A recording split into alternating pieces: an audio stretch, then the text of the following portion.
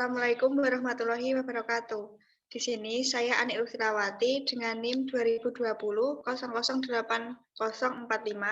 ingin mempresentasikan mengenai lembaga keuangan, salah satunya yaitu KSPPS BMT Umat.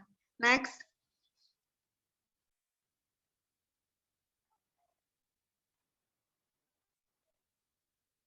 Di sini saya akan menjelaskan mengenai profil dari KSPPS BMT Umat.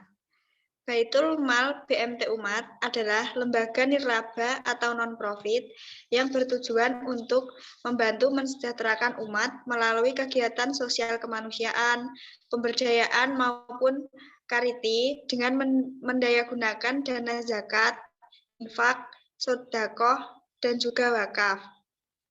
Ada juga dana sosial lainnya yang terhimpun dari donatur individu maupun kelompok. Koperasi simpan pinjam dan pembiayaan syariah Baitul Mal wa Tamwil Usaha Madani ini didirikan dari Jamaah Masjid Al-Muqarrabin Tawarsari dengan 60 anggota pendiri pada waktu itu yang kemudian disebut KSPPS BMT Umat yang merupakan lembaga keuangan mikro syariah dalam wadah badan usaha koperasi. KSPPS BMT Umat beralamatkan di Jalan Pramuka nomor 14 Wonosari Gunung Kidul.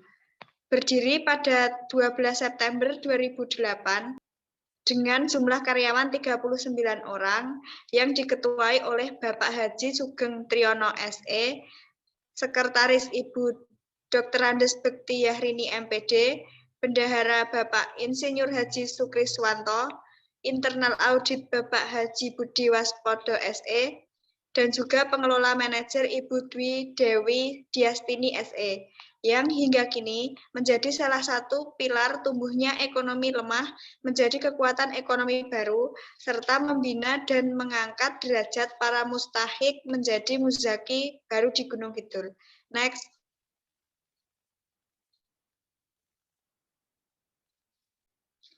Selanjutnya, produk unggulan. Sebelum masuk ke produk unggulan di BMT Umat, di sini BMT Umat menyediakan layanan untuk nasabah secara umum seperti murabahah, yaitu produk pembiayaan untuk memenuhi kebutuhan pembelian barang seperti barang elektronik, peralatan rumah tangga, bahan-bahan material untuk renovasi, ijarah, yaitu produk pembiayaan untuk memenuhi kebutuhan pendidikan, pernikahan, kesehatan. Selanjutnya ada juga musyarakah, yaitu produk pembiayaan untuk menambah modal kerja usaha, baik usaha kecil maupun menengah. Yang terakhir ada hiwalah, yaitu produk pembiayaan untuk pengalihan pinjaman atau take over. Lalu produk unggulan dari BMT Umat ini ada 3, yaitu yang pertama cicilan emas, yang kedua talangan haji dan umroh, yang ketiga pembiayaan perumahan dan kapling tanah. Next.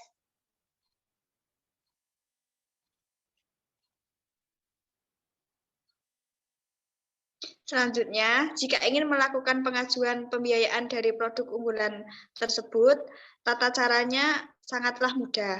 Yang pertama, yaitu datang langsung ke kantor BMT Umat dengan mengisi formulir sesuai dengan kebutuhan yang diinginkan dan menandatangani akad dengan melampirkan fotokopi KTP suami dan istri, kartu keluarga, surat nikah, jaminan, dan slip gaji. Lalu tunggu apakah proses pengajuan disetujui atau tidak. Pengecualian untuk produk pembiayaan rumah dan kapling tanah. Setelah proses pengajuan disetujui, selanjutnya petugas dari BMT akan melakukan survei ke rumah atau ke tempat usaha jika memiliki usaha. Melihat jaminannya terlebih dahulu, guna meninjau dan menganalisa apakah tempat usaha atau rumah layak untuk dibiayai atau tidak. Jika sesuai, maka akan ada tindak lanjut. Next. Selanjutnya, strategi pemasaran. Strategi pemasaran yang digunakan oleh BMT Umat ini yaitu dengan cara menyebarkan brosur, baik itu terjun langsung ke lapangan maupun melalui medsos. Dalam teknik penyebaran brosur, tidak asal sebar saja, tetapi sudah dipikirkan secara matang-matang target dan tujuan tempat di mana brosur akan disebarkan. Koperasi ini juga mempromosikan produknya dengan melakukan seminar atau webinar. Selain itu, melalui komunitas atau kelompok, juga memasarkan produk, merambah ke beberapa instansi, bahkan terjun langsung ke lapisan masyarakat untuk menawarkan produknya. Next. Narasumber yang saya wawancarai di BMT Umat yaitu Ibu Dwi Dewi Diastini SE CME dengan posisi jabatan sebagai pengelola manajer. Next.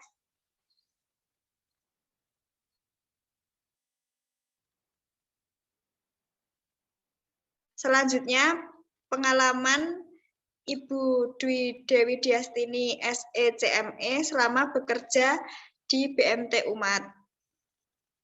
Pengalaman beliau selama bekerja di BMT Umat tersebut banyak dan sangat menyenangkan, di mana harus bisa berinteraksi dengan banyak orang, harus siap dan bersedia kerja target, dan juga menurut beliau bekerja di lembaga keuangan itu harus memiliki mental baja, karena karakteristik nasabah berbeda-beda. Dan kita sebagai pegawai harus bisa memahami karakteristik nasabah yang berbeda-beda itu. Next. Selanjutnya, tips-tips untuk bergabung menjadi karyawan di BMT Umat, yaitu dengan memperbanyak skill yang kita miliki. Pada koperasi ini, semua pegawai harus multi-talent, berpendidikan setinggi-tingginya, karena hal utama yang dicari adalah jenjang pendidikan, pengalaman kerja, dan juga prestasi. Next. Alasan saya memilih lembaga keuangan BMT Umat dan kaitannya dengan cita-cita saya, karena saya ingin bekerja pada lembaga keuangan syariah, salah satunya yaitu BMT. Selain itu, BMT dalam Islam memiliki dasar hukum operasional yakni Al-Quran dan Al-Hadis, sehingga dalam operasionalnya sesuai dengan prinsip-prinsip dasar seperti diperintahkan oleh Allah Subhanahu wa taala. Juga nilai dasar seperti yang dicontohkan Rasulullah Shallallahu alaihi wasallam. BMT dalam mendasarkan semua produk dan operasionalnya pada prinsip-prinsip efisiensi, keadilan, dan kebersamaan. Next. Di sini saya akan menampilkan cuplikan video saya pada saat wawancara.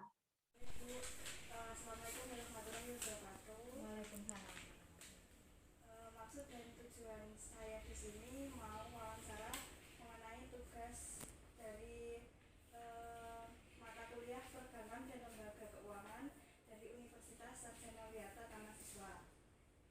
Di sini kami mau wawancara mengenai tentang BMT ini.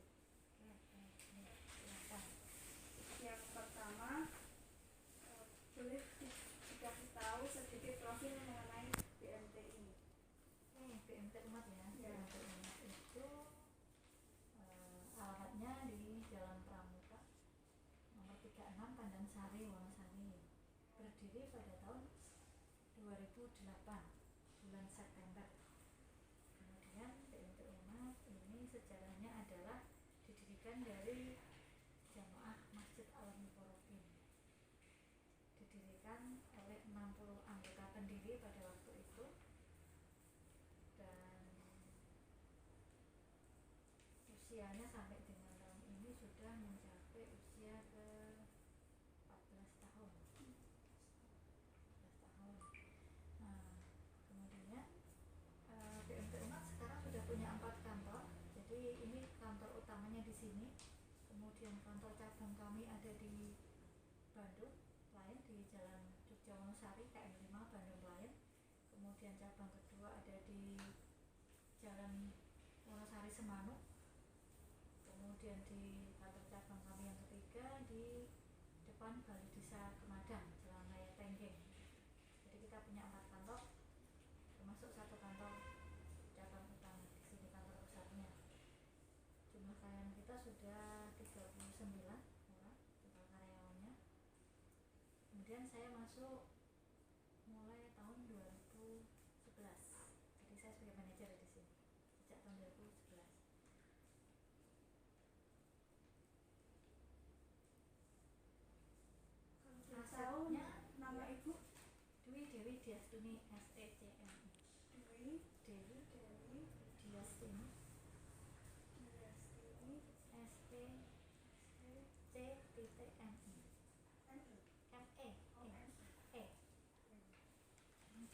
Aset kita sudah 43 miliar.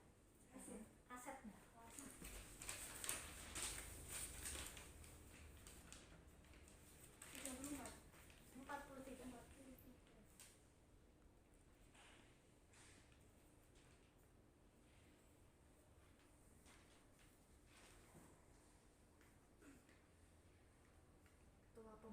Next.